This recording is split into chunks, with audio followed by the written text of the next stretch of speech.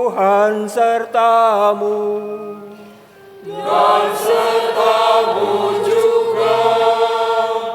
Inilah Injil Yesus Kristus menurut Santo Yohanes. Dimuliakanlah Tuhan.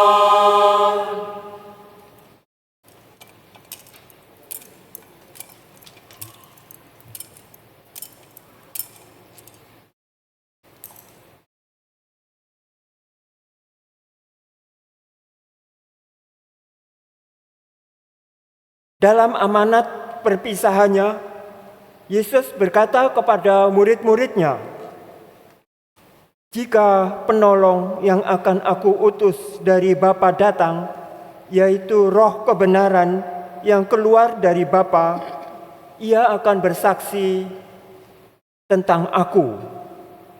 Tetapi kamu juga harus bersaksi, karena kamu sejak semula bersama-sama dengan aku.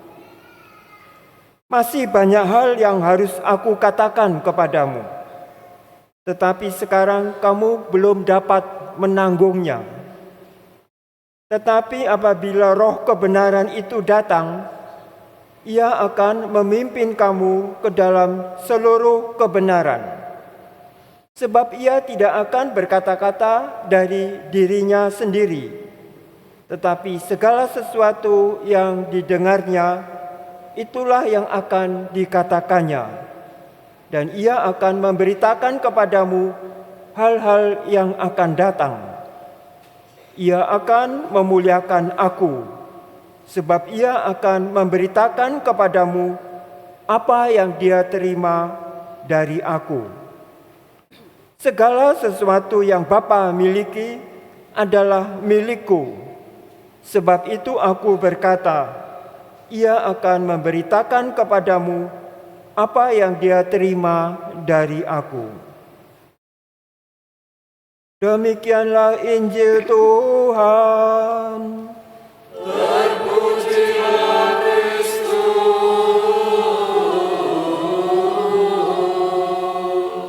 Semoga oleh sabda Injil diteguhkanlah iman kita. Amin.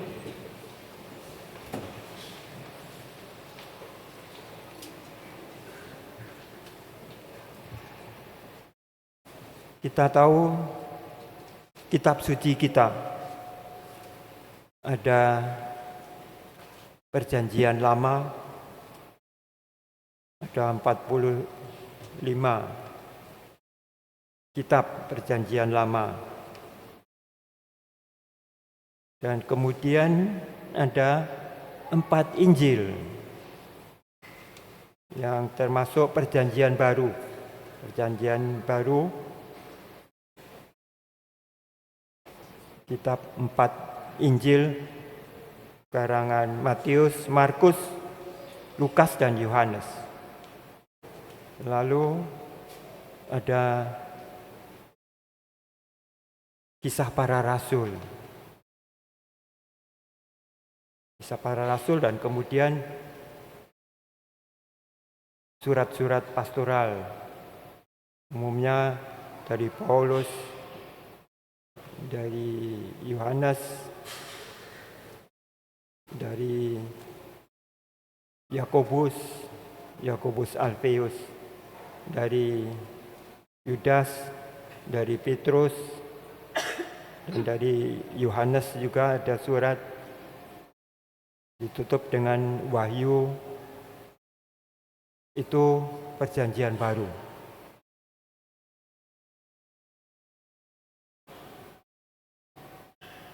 Buku Kejadian itu sudah melukiskan bahwa Allah itu roh Allah melayang-layang, kemudian menciptakan, dikatakan dalam kitab Kejadian itu tentang penciptaan alam semesta ini dengan makhluk-makhluknya.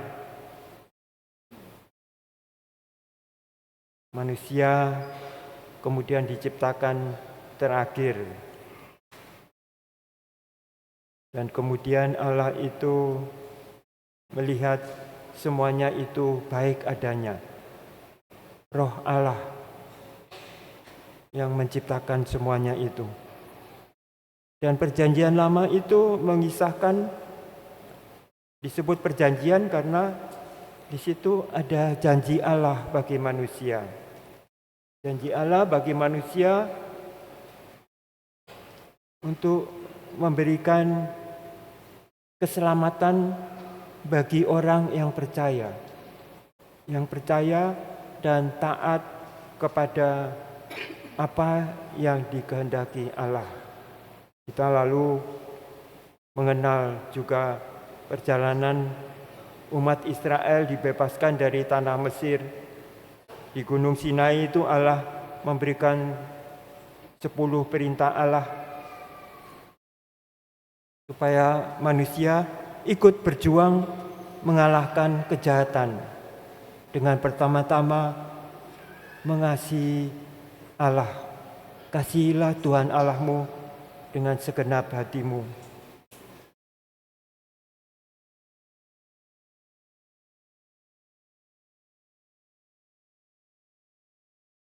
Janganlah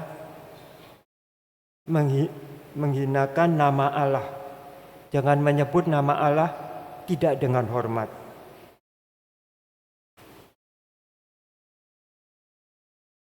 Itu sebagai juga jalan untuk hidup dengan baik. Hormati orang tuamu, kuduskanlah hari Tuhan, hormatilah ayah ibumu, dan berbagai jangan membunuh, dan seterusnya. Dan dalam perjanjian lama itu bahwa Allah berjanji untuk mengutus seorang yang nantinya bergelar Mesias atau Kristus, yang datang dari Allah sendiri, bukan dari dunia, tetapi dari Allah sendiri, yang akan mendirikan kerajaan Allah atau kerajaan surga di dunia ini. Dan janji itu digenapi. Kalau kita tahu kitab Injil, lalu kita tahu bahwa ada Injil yang disebut sinoptik, artinya kisah-kisah singkat dari Yesus Kristus oleh Matius, Markus, dan Lukas. Kita tahu ketiga Injil ini menurut pandangan saya itu ingin memberi kepada kita pengenalan akan Allah. Siapakah Allah itu bagiku? Siapakah Allah itu bagiku? Kamu mau mengenal Allah? Allah itu telah datang ke dunia. Karena itu Injil atau berita baik itu kita tahu dimulai oleh Bunda Maria yang menerima kabar gembira bahwa ia akan menjadi Bunda Juru Selamat itu. Ada Injil Yohanes yang menurut saya mengupayakan hal yang agak lain. Ia sepertinya agar kita tahu bagaimana pandangan Allah tentang manusia. Siapakah manusia itu bagi Allah? Karena itu Injil Yohanes itu banyak merupakan suatu wejangan Yesus kepada kita, supaya kita tahu siapa manusia itu dan bagaimana manusia itu menolak kejahatan, kekejian di dunia ini. Bagaimana manusia itu bisa mengatur perasaan hatinya, mengendalikan diri, seperti tadi surat Paulus kepada di Galatia, dapat menahan hawa nafsunya. Karena manusia rohani surgawi itu menolak hasrat dunia. Karena itu dikatakannya bahwa percabulan atau iri hati, dengki, perseteruan, melampiaskan amarah, hawa nafsu, itu sesuatu yang tidak dikehendaki oleh Allah dan menjerumuskan kita. Saya boleh sebut itu hasrat-hasrat yang primitif, dengki, iri hati. Itu dari dahulu sampai sekarang. Dari Kain dan Habel sudah terlihat manusia itu bagaimana jatuh ke dalam dosa. Bagaimana kita bisa sebelum berbuat itu budi kita hendaknya bekerja. Atau keinginan kita itu kita periksa lebih dahulu. Apakah layak kita itu dalam hidup ini sebagai manusia yang berbudi luhur. Itu yang dikehendaki Allah. Karena itu lalu selain kitab Injil itu diberi kepada kita kisah para rasul. Kisah para rasul dan tulisan-tulisan lainnya adalah tulisan-tulisan oleh Roh Kudus yang diutus oleh Yesus bersama Bapanya itu. Karena itu kisah para rasul boleh disebut Injil kelima, dan tulisan-tulisan itu juga sampai ke Wahyu itu boleh disebut bagaimana seharusnya manusia itu terhadap manusia lain. Apakah wajah Allah itu nampak dalam diri manusia itu yang sudah didatangi oleh Yesus Kristus? Wajah Allah itu, apakah sudah manusia itu yang percaya akan Yesus Kristus menampakkan wajah Tuhan itu kepada sesamanya? Dan apakah manusia itu dalam berbuat itu melihat wajah Allah itu di dalam diri saudara-saudaranya? Karena itu Paulus selalu mengatakan supaya ada sukacita dalam dirimu. Berbuatlah kepada saudara-saudaramu ketika saudara-saudaramu mengalami penindasan, terhimpit, yang kelaparan, yang berasa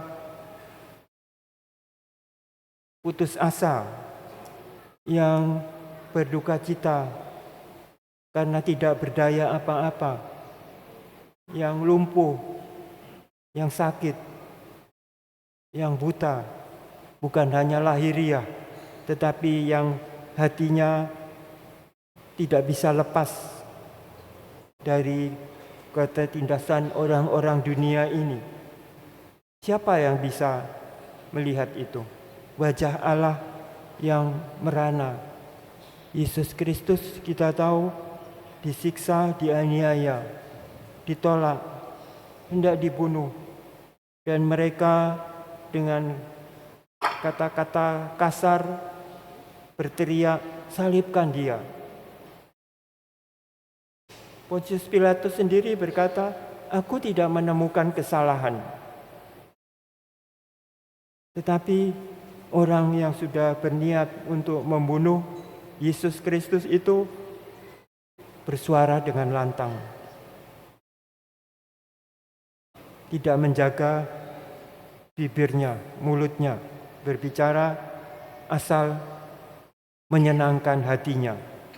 Kebenciannya ingin dilampiaskan kepada orang itu, mengalami ketidakadilan. Wajah Kristus itu nampak dalam diri saudara-saudari kita di dunia ini. Sekarang itu di mana-mana kan kebencian itu meluap-luap.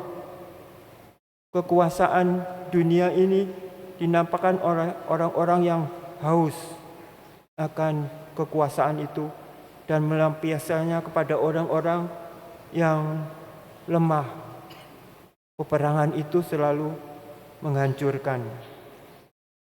Kebencian itu selalu merontokkan semua barang di dunia ini, makhluk-makhluk, terutama makhluk hidup manusia itu. Betapa banyak orang yang tidak berdaya mengalami kemusnahan atau dirundung kemalangan yang berlarut-larut. Anak-anak, perempuan-perempuan di daerah-daerah yang perang itu. Kebencian sehingga sekarang itu, kalau dulu perang itu antara tentara dengan tentara, sama-sama bersenjata. Tetapi sekarang itu tidak seimbang. Orang yang berkuasa menjatuhkan bom, menjatuhkan semua kepada orang-orang sipil, orang-orang yang tidak berdaya. Justru mereka itu yang mengalami. Sekarang itu, apa yang dapat kita perbuat untuk orang-orang yang malang itu? Sekalipun diri kita sendiri ini sedang dalam kesusahan, justru di situ iman kita ditantang.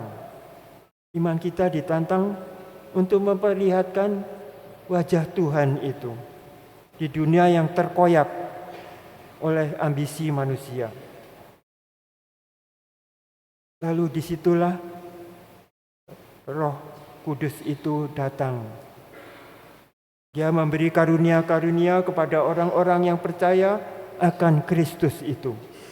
Karena Kristus yang menjanjikan, aku akan mengirimkan roh kebenaran tadi. Kebenaran tentang hidup ini. Kebenaran tentang jalan untuk mencapai damai sejahtera. Damai sejahtera yang bukan diberikan dunia ini, tetapi damai sejahtera dari atas itu. Siapa yang mau berusaha? Karena tiada kasih tanpa pengorbanan. Kamu adalah sahabatku. Kamu tidak kusebut lagi hamba. Seorang sahabat yang menyerahkan nyawa untuk sahabat-sahabatnya. Itu yang diminta oleh Kristus.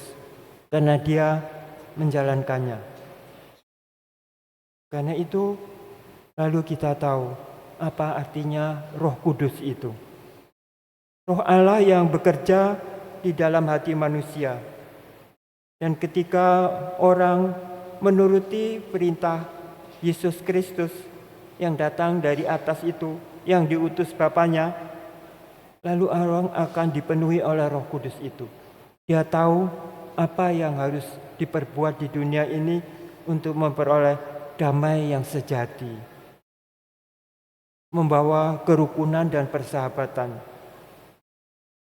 mengangkat orang-orang yang tertindas, menolong mereka yang lemah, menghibur mereka yang berduka cita, yang memuliakan Allah dalam perbuatan-perbuatan yang dikehendaki Allah, agar ditunjukkan betapa besar cinta Allah itu kepada dunia ini. Menyelamatkan sesama kita, menyelamatkan manusia yang terhimpit, yang tidak tahu jalan. Lalu barang siapa ikut dalam barisan Yesus Kristus itu, orang yang percaya kepadanya dianugerahinya Roh Kudus. Lalu kita tahu siapa Roh Kudus itu yang diutus oleh Yesus bersama dengan Bapanya ke tengah-tengah kita. Ke tengah-tengah kita di zaman ini. Karena kita yang hidup sekarang ini bertanggung jawab atas hidup dan keselamatan sesama kita. Jangan sampai kita justru menjerumuskan orang-orang itu. Kita diminta untuk sabar, lemah lembut, murah hati, dapat mengendalikan diri, supaya dunia ini sungguh-sungguh dapat menunjukkan dunia ini, surga itu ada di dunia ini. Kita tahu orang-orang di India yang ditolong oleh Ibu Teresia dari Kolkata itu mengatakan, sungguh orang ini malaikat yang diberikan kepadaku. Ditolongnya mereka itu orang kusta, orang yang TBC, orang yang akan direnggut nyawanya di tengah jalan dalam keadaan yang paling hina. Itu diangkat, dibawa ke rumahnya, biaranya untuk ditolong. Itu yang menjadi juga. Ada banyak anak di dunia ini juga hilang harapan. Kemarin di koran itu seorang anak sudah tidak lagi merasa dirinya sebagai anak ibunya. Karena sedang kekurangan menjual HP-nya. HP-nya yang dikumpulkannya dari uang tabungannya. Yang kan bisa terjadi. Bagaimana kita bisa menghibur, bagaimana kita bisa mendamaikan keluarga itu. Di dunia sekitar ini banyak. Malahan mungkin kita sendiri terlibat di dalam keluarga kita. Karena itu tunjukkan bahwa engkau mau percaya akan Yesus Kristus yang mengutus Roh Kudus kepada orang yang percaya kepadanya. Karena Yesus Kristus itu berkata, apakah kamu sungguh mengasihi aku? Bila kamu mengasihi aku, lakukanlah perintahku. Dan perintahku itu ialah hendaknya kamu saling mengasihi. Saling mengasihi di antara manusia. Di situ tampak wajah Allah itu. Karena itu mari kita lalu tahu kerja Roh Kudus itu yang diutus Yesus Kristus itu. Bersama dengan Bapanya. Lalu kita tahu, hari ini kita merayakan Roh Kudus itu. Kita mau percaya bahwa Roh Kudus itu berjaya di dalam diri kita. Karena itu kita sendiri harus berusaha. Seperti kata Yesus, Roh itu menjadi saksiku. Tetapi kamu juga harus menjadi saksiku, kata Yesus. Karena kamu ada bersama-sama dengan aku. Firman Tuhan itu sudah kita dengarkan. Firman Tuhan itu dapat kita miliki. Karena itu Yesus berkata, milikmu ya Bapa adalah milikku. Dan milikku ini kuberikan kepada murid-murid itu, pada orang yang percaya. Seperti nampak dalam Pentakosta itu. Mereka itu 11 murid dengan beberapa perempuan. Maria ada di situ, Maria Magdalena, Maria yang lain juga. Itu orang-orang yang dikaruniai Roh Kudus. Dan orang-orang di Yerusalem itu orang-orang yang saleh, dikatakan mereka heran karena mereka mendengar dan melihat ada suara yang seperti deru angin dan ada api seperti lidah-lidah api yang turun atas orang-orang itu. Dan mereka berkata-kata dalam bahasa yang asing tetapi yang bisa dimengerti. Orang dari Kapadokia mendengarkan orang Yudea, murid-murid dari Galilea itu berbicara dalam bahasa-bahasa mereka masing-masing. Itu kerja Allah.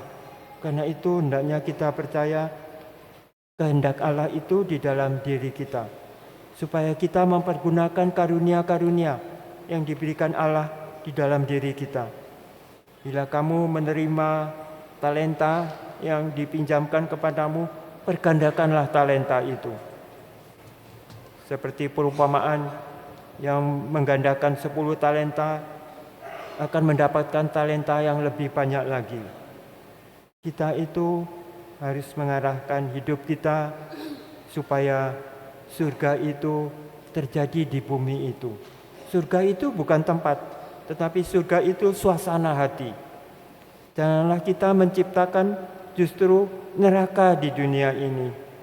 Karena itu, mari kita saling membantu menguatkan iman, harapan dan cinta kasih yang ada dalam diri kita. Karena itulah, mari kita dengan sepenuh hati bermohon kepada Tuhan supaya apa yang Dia inginkan terjadi di dalam diri kita. Amin.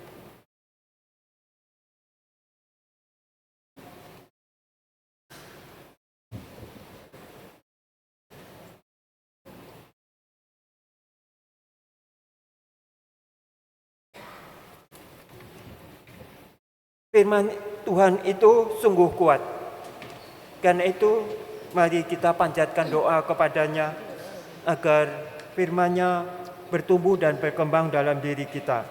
Kita panjatkan doa kepada Allah Bapa yang Maha Baik, yang bersama Putranya berkenan mengutus Roh Kudus kepada seluruh gereja.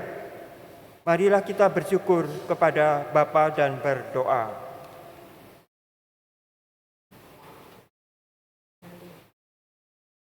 Sebelumnya mari kita ucapkan iman kepercayaan kita.